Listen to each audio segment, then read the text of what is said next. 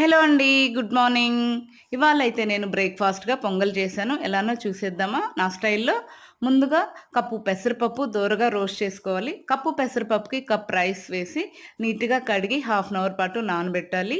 నానిన తర్వాత ఇది బాగా కుక్ చేసుకోవాలి. ఈలోపు స్టవ్ పైన పాన్ పెట్టి ఆయిల్ వేసి ఆయిల్ హీట్ ఎక్కాక జీలకర్ర, మిరియాలు, ముందుగా కట్ చేసి పెట్టుకున్న అల్లం, పచ్చిమిర్చి, కరివేపాకు, ఇంగువ బాగా రోస్ట్ చేసుకొని, ఇది బాగా కుక్ అవుతున్న పొంగల్‌కి యాడ్ చేయాలి. అలాగే టేస్ట్‌కి సరిపడా సాల్ట్ యాడ్ చేసుకోవాలండి.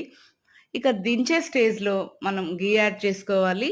అలాగే స్టవ్ పైన పాన్ పెట్టి ఘీ వేసి క్యాష్యూస్ బాగా రోస్ట్ చేసుకొనేసి, ఇది పొంగల్‌లో యాడ్ చేసేసి ఒకసారి మిక్స్ చేసేసుకుంటే టేస్టీ పొంగలైతే రెడీ అండి.